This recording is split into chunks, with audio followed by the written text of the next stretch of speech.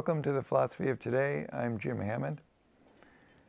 I think the biggest question in philosophy is, what do we trust? Do we trust the mind or the soul? Do we trust the reason or the intuition? Do we trust consciousness or the unconscious? The philosophy of today trusts the soul, the unconscious, the intuition, as opposed to rational philosophy, which trusts the mind, the consciousness, and reason. According to the philosophy of today, the soul or the unconscious is the most reliable guide to the good, the truth, and beauty. In other words, moral truth, intellectual truth, and aesthetic achievements. In an earlier video, we talked about Leo Strauss, and we said that he's a philosopher who tries to construct bulwarks against evil and genocide by turning to rational philosophers like Plato and Aristotle, as if evil and genocide would not have occurred if only people had studied Plato and Aristotle in the original. I would argue that evil and genocide don't flourish when people ignore Plato and Aristotle. They flourish when people ignore the still small voice within themselves, when people ignore their own soul, their own unconscious, their own feelings. So I don't think that reason is a reliable guide to moral truth. I would say that reason and rational argument can justify anything. Kierkegaard, the Danish philosopher, said, "Decency has its seat in feeling and in an inner enthusiasm. On principle, one can do anything." David Hume had a similar view of reason. Hume said that reason can't tell us what we ought to do. Morality is a matter of feelings. He said, "'Tis not contrary to reason to prefer the destruction of the whole world to the scratching of my finger." So neither Kierkegaard nor Hume felt that reason was a reliable guide to moral truth. I participated in a discussion at Weaver Library in East Providence. They have a great books group at Weaver Library, and the group read a dialogue of Plato's called Credo. And in that dialogue, Socrates constructs an elaborate argument, and someone in the group said he can argue for anything. He can argue that black is white and that red is blue. So this kind of reasoning can justify anything. Socrates could prove anything with his elaborate reasoning. So I think the average person is wary of elaborate reasoning because he's suspicious of it. He knows that elaborate reasoning can justify anything or prove anything. Elaborate arguments like Socrates uses, they work well in an academic setting. They really don't do much outside academia. In an earlier video, I talked about the Eastern Revolution and the psychology revolution. Both emphasize spontaneous ethics, in other words, the ethics of the soul, not the mind. Spontaneous ethics meaning we believe that acting spontaneously is the best way to reach moral action. So you try to find your own center, so to speak, and then act spontaneously from that center. Eastern philosophy also said that the world itself was created spontaneously. In other words, Eastern philosophy doesn't believe that the world is constructed by a divine architect who deliberately makes the world. People in the West imagine God as a kind of architect, but in the East, I think they imagine the world as growing up spontaneously. So the Eastern philosophy emphasizes spontaneity in human action, in the creation of the world, in athletics, in artistic creation. All sorts of activity is based on spontaneity, or should be based on spontaneity, according to Eastern philosophy. Alan Watts said the Tao's principle is spontaneity.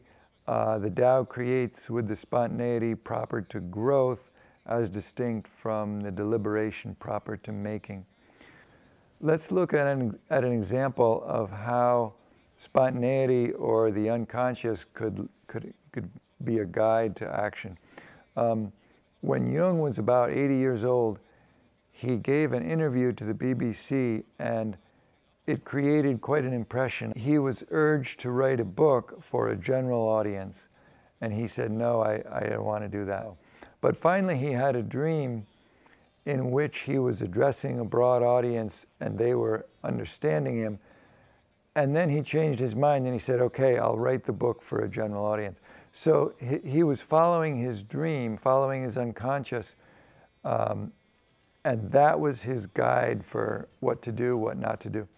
So I think our unconscious, our dreams, intuitions, feelings, can be a reliable guide to our behavior, our actions. A more reliable guide than reason and rational argument. If we look at athletics, we see, for example, if a basketball player is at the peak of his game, they say he's unconscious. That's the highest praise that can be given to a basketball player. He's unconscious. So I think a lot of athletic performances, when they're at their best, the performer is unconscious. He's carried away by his inner feelings, so to speak. He's not thinking about what he's doing. Another example from the world of art would be that the author of The Scarlet Letter, Hawthorne, somebody asked him about the novel, and he said, I didn't write that novel, it wrote itself. So there's an example of how a creative work, in this case a novel, is the product of the unconscious. It's creating itself in a sense. A similar example from athletics would be, there's a little book called Zen in the Art of Archery. It's kind of a classic of Zen literature. And it's about a German philosophy professor who studies archery in Japan. And his archery teacher, who's kind of a Zen teacher or Zen master, he tells this student, this archery student, that the arrow should release itself. He finds that very hard advice to follow, and it takes him a long time before he can learn to follow that advice. But I think it's interesting that he would be taught, let the arrow release itself, because that's kind of what Hawthorne is saying about writing a novel, that it should write itself. The best novels write themselves, in a sense. You could also talk about the intellectual sphere, and you could say that the biggest discoveries of science and philosophy come from intuition. They just fall in the lap of the person that makes the discovery. It's not a process of reasoning that leads us to truth. It's not research. It's just an intuitive glimpse of the truth. There are two traditions in Western philosophy. There's the Hermetic tradition and the rational tradition. The Hermetic tradition is older, it's more popular in non-Western societies. The rational tradition is more popular with the establishment, with academia. And you can trace these two traditions all the way through Western culture and Western philosophy. Most histories of philosophy, for example, there's a book called Sophie's World. It's a popular history of philosophy.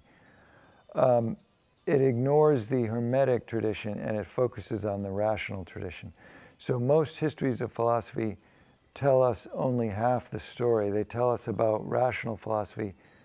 They don't tell us about the non-rational or the Hermetic tradition. So I would be careful with histories of philosophy.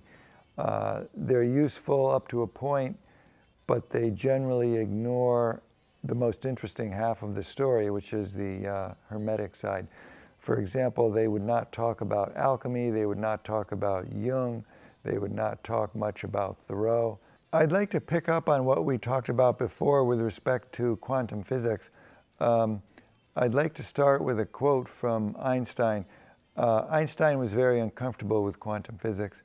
He said, it seems hard to sneak a look at God's cards, but that he plays dice and uses telepathic methods is something that I cannot believe for a single moment. So clearly, Einstein regarded quantum physics as related to telepathy, which is what we talked about earlier. So he's saying he just can't accept the idea that telepathy has anything to do with the universe.